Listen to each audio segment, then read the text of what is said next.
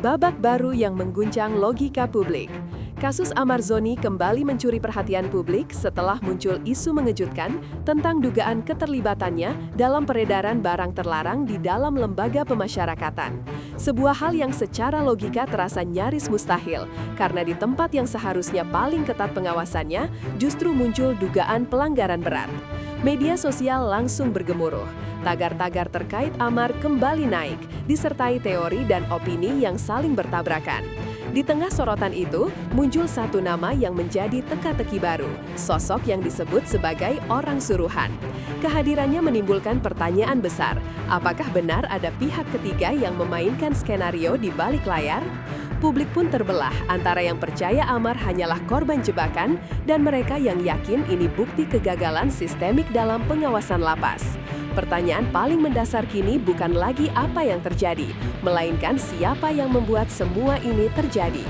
Misteri orang suruhan dan manuver hukum balasan. Spekulasi makin liar ketika muncul kabar bahwa seorang orang suruhan suami Irish Bella dikabarkan menyerahkan diri. Media ramai membicarakan dugaan bahwa orang ini punya kaitan langsung dengan kasus Amar. Namun hingga kini, identitas dan peran pastinya masih samar. Di tengah kabut isu itu, muncul langkah mengejutkan. Amar Zoni dikabarkan melakukan laporan balik. Sebuah langkah hukum yang tak terduga dari seorang warga binaan. Langkah ini menimbulkan pertanyaan baru. Apakah Amar sedang berusaha membela diri atau ia benar-benar memiliki bukti bahwa dirinya dijebak? Dalam pandangan beberapa pengamat, langkah tersebut bisa menjadi pembalik posisi hukum.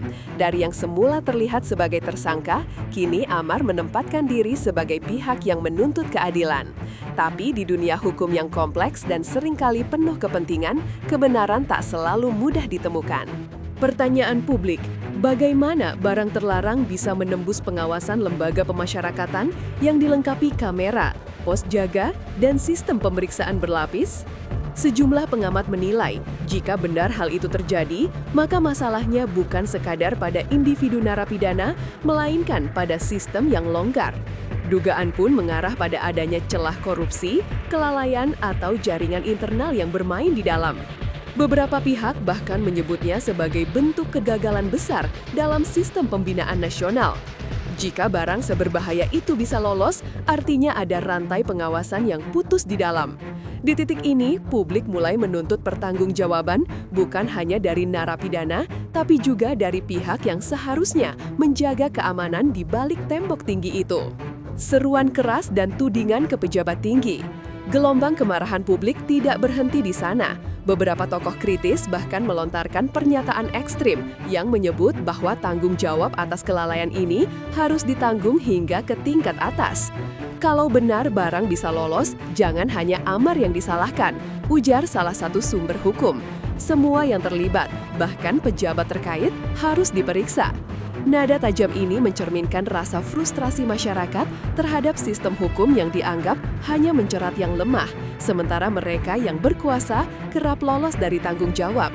Isu ini berkembang menjadi perdebatan nasional yang menyoroti efektivitas pembinaan dan pengawasan di lembaga pemasyarakatan. Dalam pandangan publik, masalah Amar Zoni bukan sekadar persoalan pribadi, melainkan cermin dari kerusakan sistem yang lebih besar. Analogi tajam dan sistem yang sakit.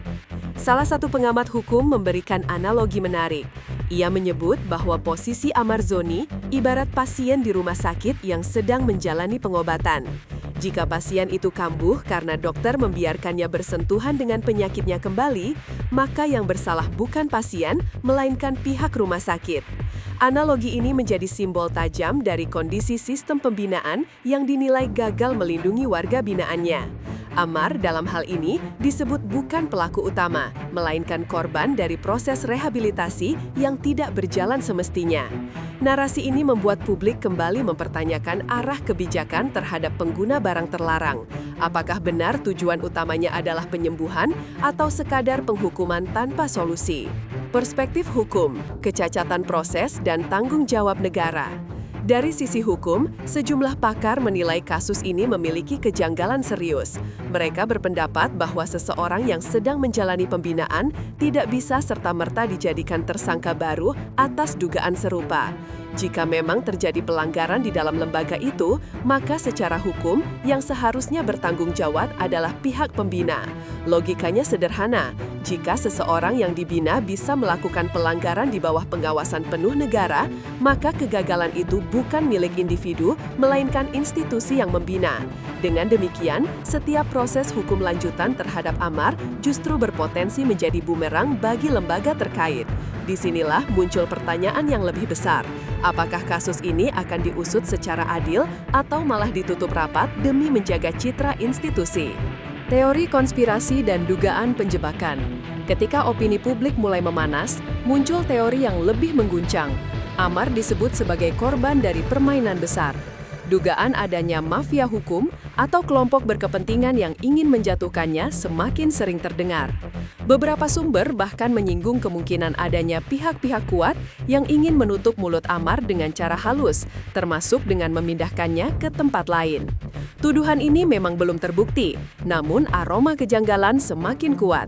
Mungkinkah Amar hanyalah pion dalam permainan kekuasaan yang jauh lebih besar dari dirinya? Pertanyaan ini menggema di berbagai forum dan media sosial, menggiring opini publik ke arah teori bahwa apa yang tampak di permukaan hanyalah sebagian kecil dari kenyataan yang jauh lebih kelam. Pemindahan ke Nusa Kambangan, perlindungan atau ancaman baru. Keputusan pemindahan Amar Zoni ke Lapas Nusa Kambangan sontak mengundang tanda tanya. Tempat itu dikenal sebagai penjara dengan pengamanan super ketat, namun di balik reputasi itu tersimpan kekhawatiran. Banyak yang menganggap pemindahan tersebut bukan sekadar prosedur hukum, melainkan langkah strategis untuk memutus mata rantai informasi yang bisa membongkar kasus di lapas sebelumnya. Bahkan ada yang menilai keputusan itu berisiko terhadap keselamatan Amar sendiri.